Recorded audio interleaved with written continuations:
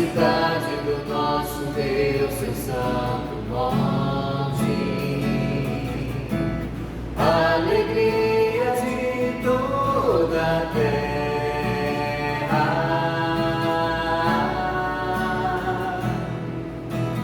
Grande é o Senhor em quem nós temos a vitória e que nos ajuda contra o inimigo. Por isso diante dele nos prostramos,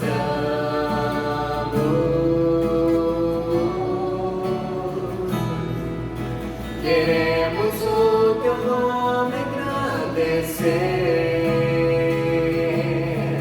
e agradecer-te por tua obra em nossas vidas. Confiamos em teu infinito amor, pois só tu és o Deus eterno sobre toda a terra e céu.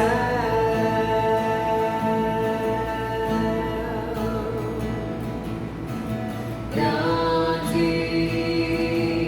é o Senhor e muito digno de louvor, na cidade do nosso Deus, seu santo monte,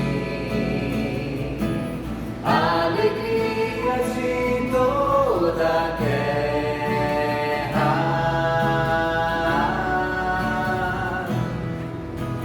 Grande é o Senhor em quem nós temos a vitória e que nos ajuda contra o inimigo. Por isso diante dele nos prostramos,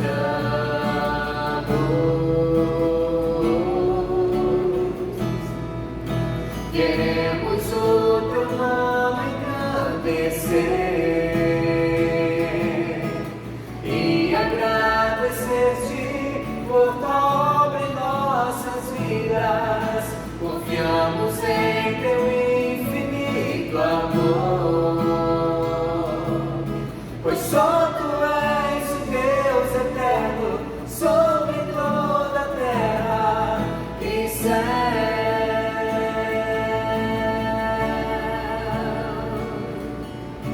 Queremos o teu nome engrandecer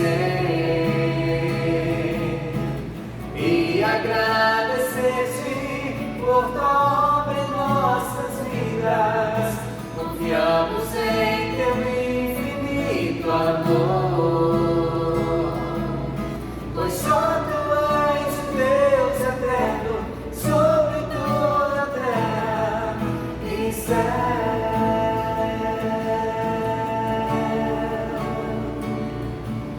E céu.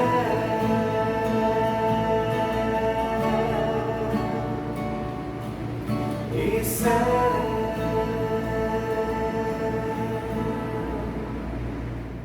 Olá, querido irmão, querida irmã, que prazer poder me dirigir a você nesta oportunidade, onde quer que você esteja, para nós juntos estudarmos a Palavra de Deus, hoje em mais um tema do assunto Estudando a Bíblia, conversando sobre a Bíblia.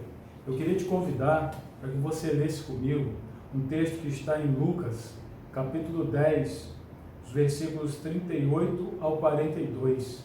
Queria que você me acompanhasse nessa leitura e nós vamos hoje meditar sobre o que Deus deseja falar conosco, com base numa história muito interessante, numa família a qual Jesus amava, com a qual ele se relacionava durante o seu ministério. Então leia comigo. Caminhando Jesus e os seus discípulos chegaram a um povoado, onde certa mulher chamada Marta o recebeu em sua casa. Maria, sua irmã, ficou sentada aos pés do Senhor, ouvindo-lhe a palavra. Marta, porém, estava ocupada com muito serviço e, aproximando-se dele, perguntou: Senhor, não te importas que minha irmã tenha me deixado sozinha com o serviço? Dize-lhe que me ajude. Respondeu o Senhor: Marta, Marta, você está preocupada e inquieta com muitas coisas. Todavia, apenas uma é necessária. Maria escolheu a boa parte, e esta não lhe será tirada. Lucas 10, 38 ao 42. Querido irmão, uma família a qual Jesus amava. Esta família, nós vemos ela citada por Lucas, aqui no capítulo 10, e também no Evangelho de João. Esta família é mencionada. E nós podemos observar, Jesus amava esta família, ele era amigo pessoal destes irmãos.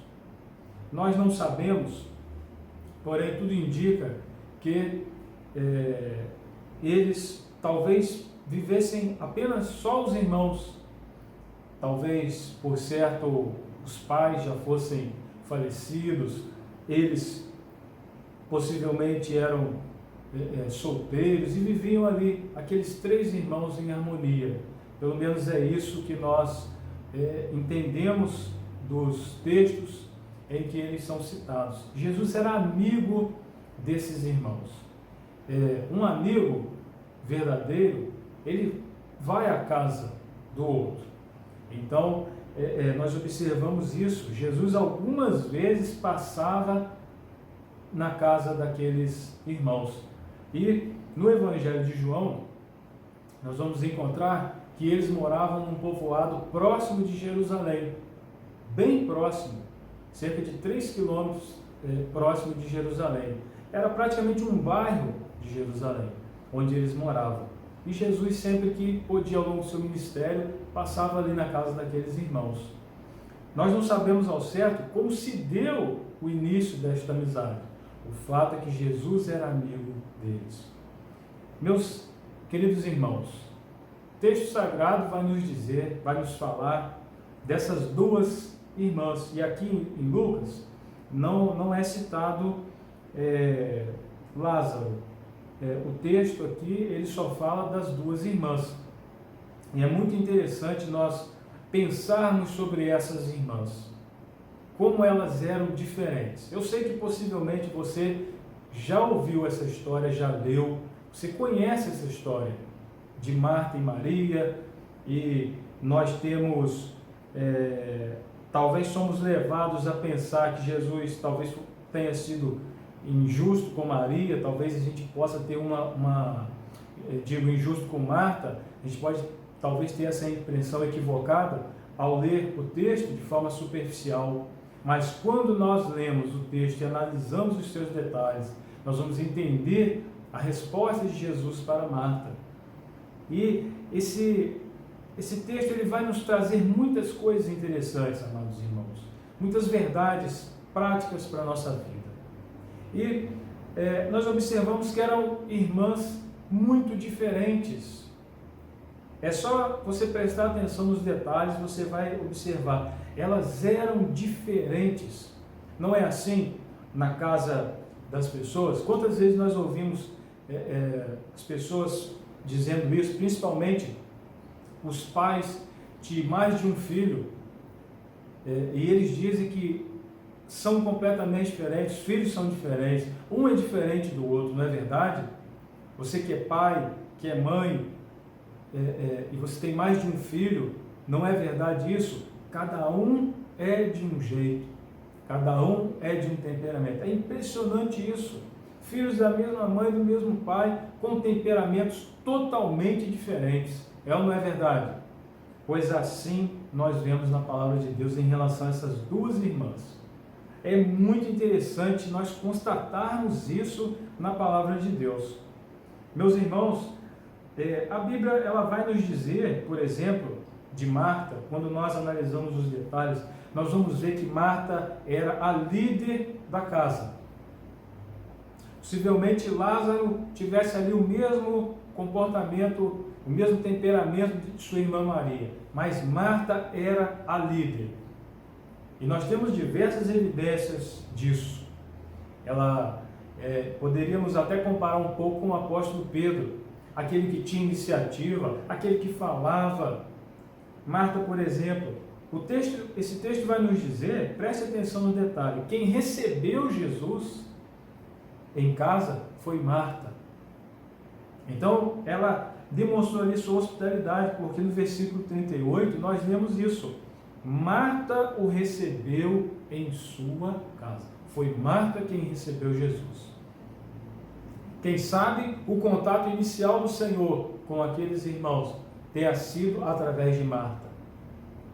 E então esta é a primeira característica que observamos dela. Ela administrava a casa, ela tomava iniciativas. Quando, por exemplo, lá no Evangelho de João, o seu irmão Lázaro morreu e Jesus foi até aquele lugar, nós sabemos que Jesus ressuscitou Lázaro, mas quem foi ao encontro de Jesus? Foi Marta. Maria ficou em casa. Então, veja, ela administrava a casa, ela tomava iniciativas, ela agia.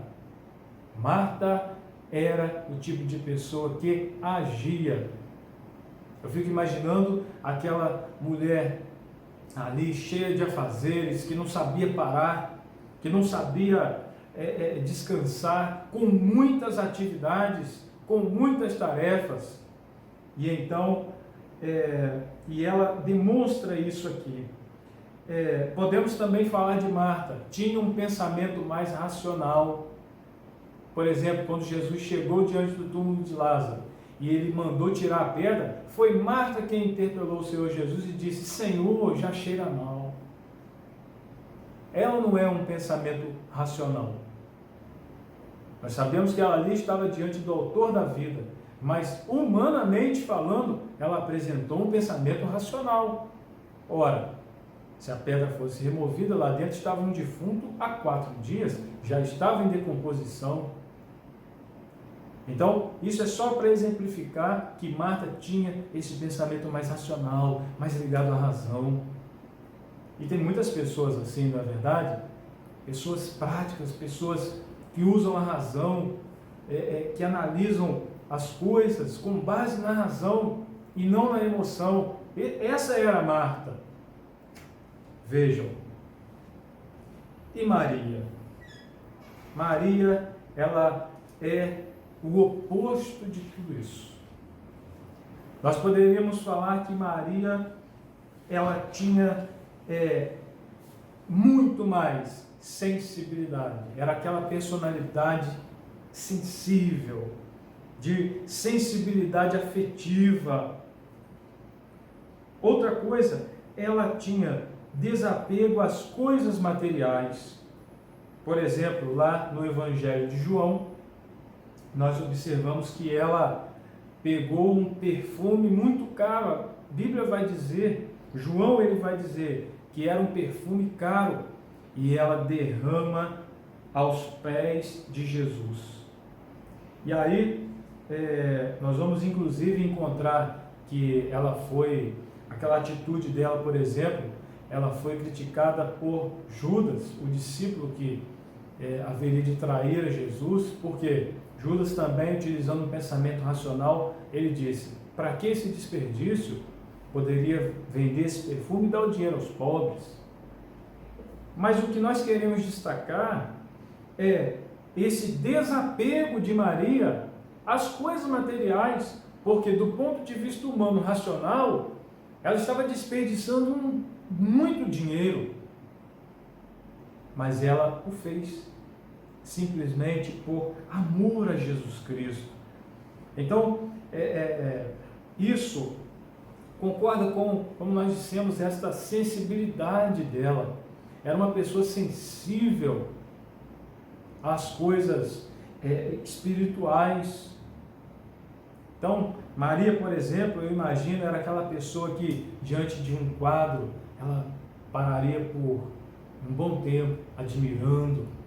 Talvez Maria era aquela pessoa que passasse tempo admirando a beleza das rosas, sentindo o seu aroma.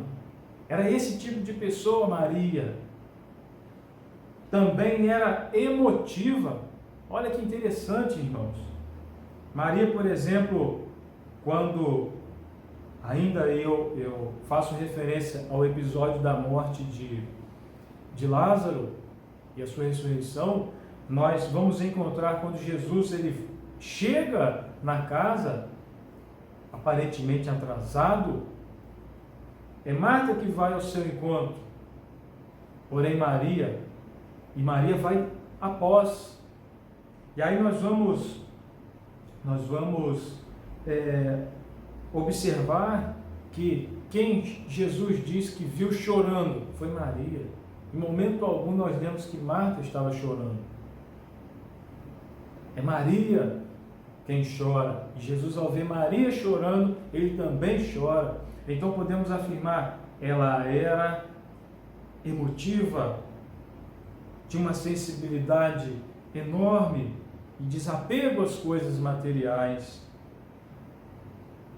Meus queridos irmãos, o que isso tem a ver com este texto que nós lemos? Ora, tem tudo a ver, porque a forma como Lucas ele registra esses fatos é uma demonstração de todas essas características que nós podemos observar nessas irmãs. É uma demonstração, nós vemos demonstrado aqui no Evangelho de Lucas todas essas características das irmãs. Por quê? Por que nós vemos isso? Porque nós vemos que Marta recebe a Jesus, era líder da casa, ela recebeu a Jesus, por certo havia muitas pessoas com eles, pelo menos 12 discípulos, pelo menos 12 homens, talvez cansados, famintos, precisavam de comida e de tantas outras coisas. Talvez eles ficariam ali alguns dias, mais de um dia. Então haviam necessidades materiais a serem supridas naquela casa, naquela ocasião. Mas o que nós observamos? Nós vamos ver, o texto vai dizer que Marta estava ocupada com muito serviço. Ela era do trabalho, ela gostava de trabalhar, ela arregaçava as mangas, ela punha a mão na massa, ela trabalhava, ela gostava disso. E aqui o texto vai dizer, ela estava ocupada com muito serviço. E eu gosto tanto, eu não poderia deixar ainda de fazer referência a essa mulher tão extraordinária e da forma como João vai citar lá no seu Evangelho, no capítulo 12, a gente vai encontrar, depois que, naquela história fantástica da ressurreição de Lázaro, nós vamos encontrar esta mesma Marta servindo. Nós vamos encontrar pessoas à mesa e o texto vai dizer, Marta servia. Que coisa extraordinária, que mulher extraordinária era essa. Uma mulher do trabalho. E vejam, ela era tão franca, seu temperamento era tão forte, que ela, nesta visita de Jesus Cristo, ela foi capaz de repreender o Senhor. Veja se não é isso. Ela repreende o próprio Senhor. Ela vai dizer, ela se aproximou e perguntou, Senhor, não te importas que minha irmã tenha me deixado sozinha com o serviço? Diz-lhe que me ajude. Você acha que ela falou isso? Ela estava um pouco zangada, não é verdade? Ela repreende o próprio Jesus. Jesus, você não está vendo? Ela me deixou sozinha com todo esse trabalho. Fala com ela para me ajudar. E aí, meus irmãos, vem a resposta de Jesus Cristo, que, como disse num primeiro momento, pode parecer que ele estava reprovando todo o trabalho de Marta. Mas, na verdade, queridos irmãos, Jesus, sendo Deus, ele estava olhando mais além. Ele estava olhando para o interior de Marta, para o seu coração. quando ele responde assim: Marta, Marta, você está preocupada e inquieta com muitas coisas. Eu gostei muito da versão Almeida Revista e Atualizada. Ela vai trazer esse versículo da seguinte forma: respondeu-lhe o Senhor: Marta, Marta, andas inquieta e te preocupas com muitas coisas. Andas inquieta e te preocupas com muitas coisas. Entretanto, pouco é necessário, ou mesmo uma só coisa. Maria, pois, escolheu a boa parte, e esta não lhe será tirada.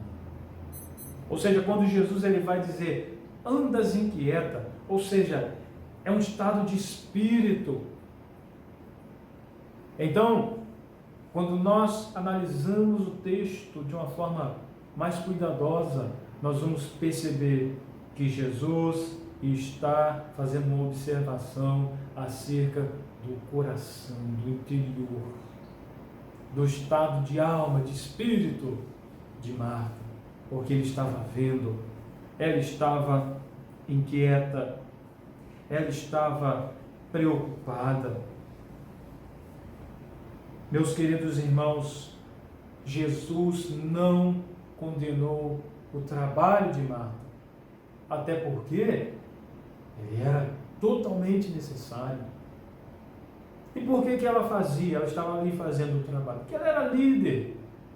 Você já parou para pensar, já para observar, o líder, ele parece que ele já se mostra desde pequeno. Você já viu um grupo pequeno de crianças e a gente observa, você consegue identificar o líder. Aquele que direciona a brincadeira, é aquele que diz, vamos fazer, vamos para lá, vamos fazer isso, vamos fazer aquilo. Na igreja é assim, meus irmãos.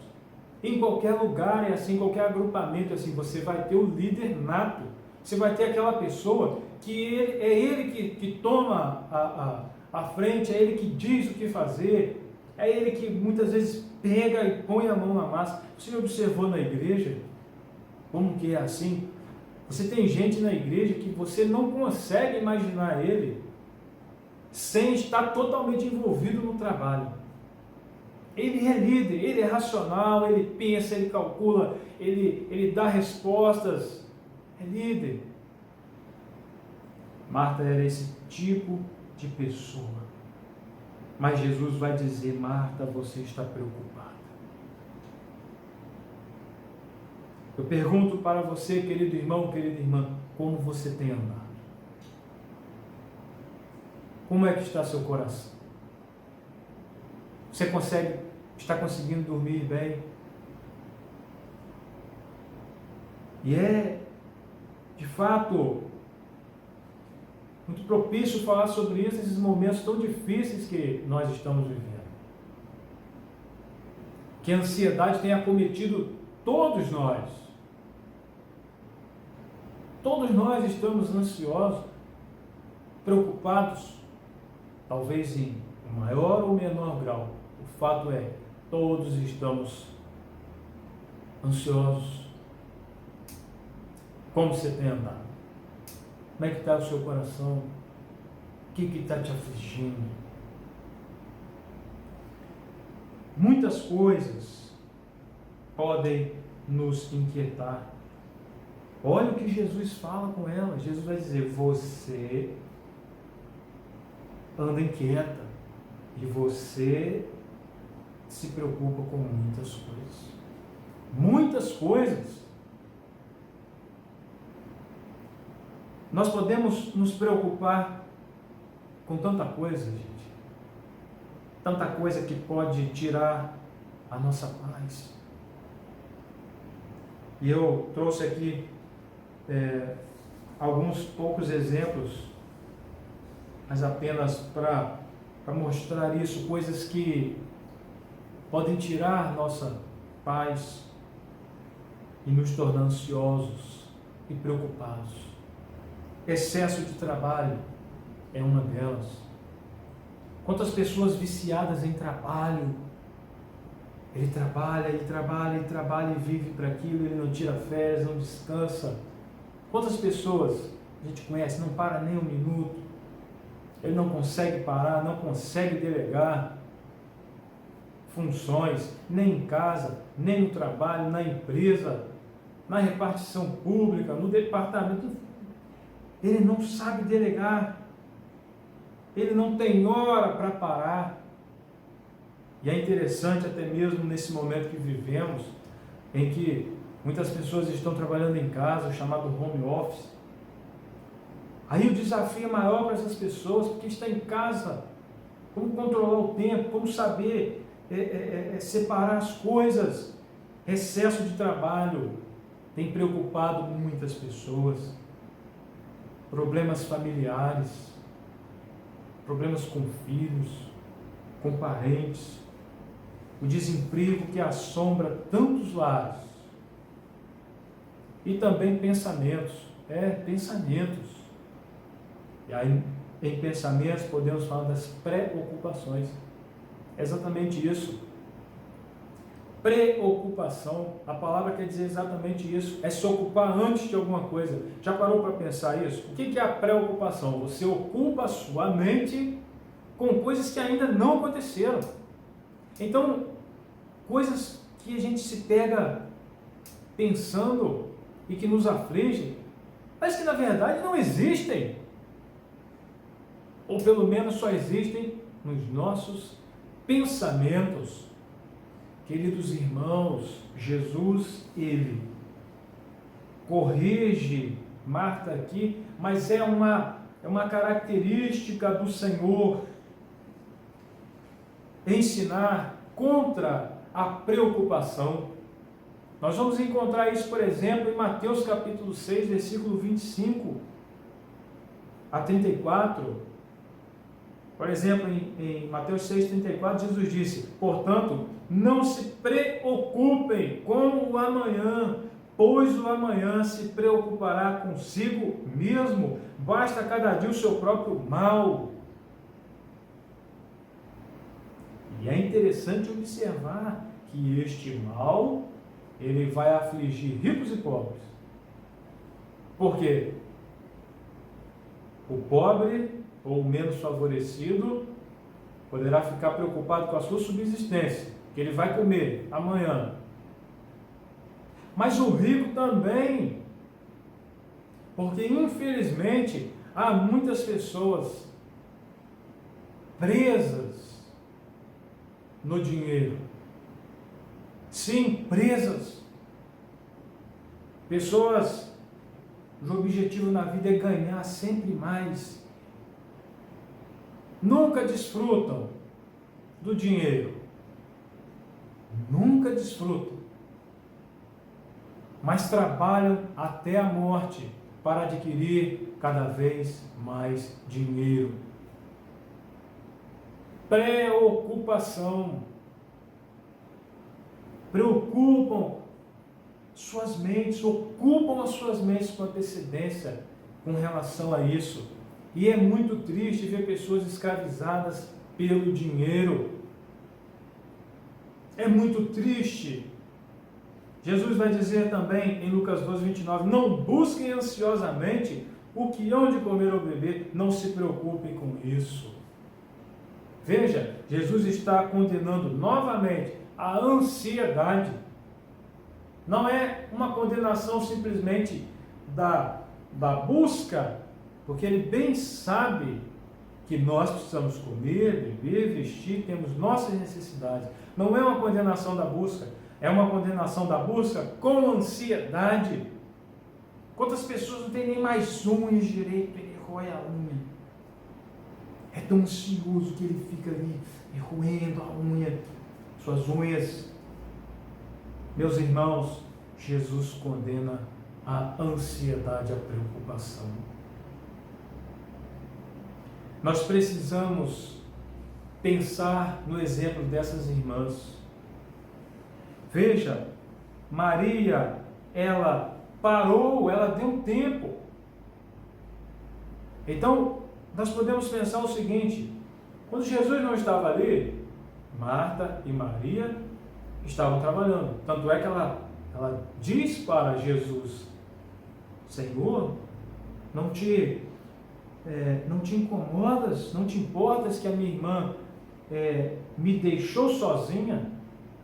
Aqui nós observamos o seguinte: Maria soube fazer uma pausa para ouvir Jesus. Marta não conseguiu separar um tempo para o Senhor.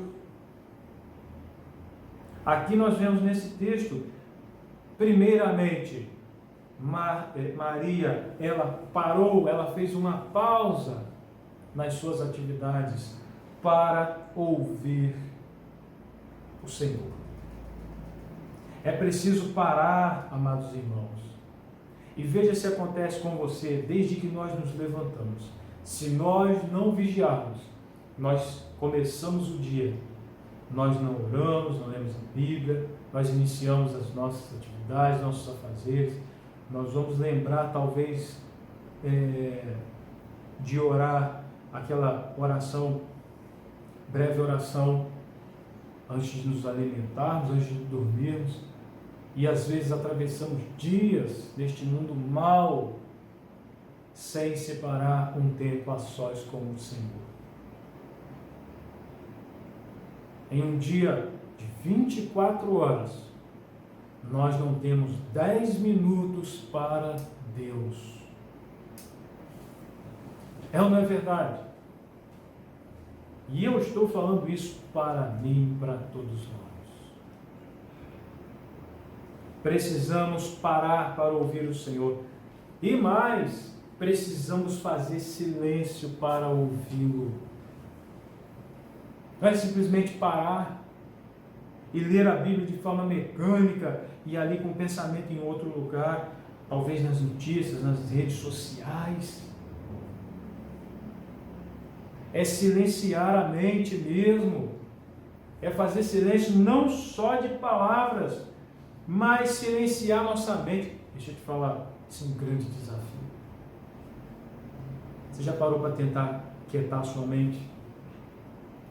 Parece um motor, e aquele motor quente, e aquele motor. Ei, Deus deseja tratar conosco por meio da sua palavra. Nós precisamos desligar o motor, gente.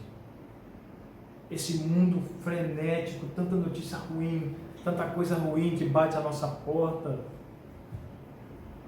Nós precisamos desligar isso. Nós precisamos nos desligar disso. Nós precisamos muito parar e silenciar a nossa mente para ouvir o Senhor. E é muito interessante, Jesus vai finalizar, e com isso eu quero também finalizar minhas palavras. Jesus vai dizer assim: Marta, Marta,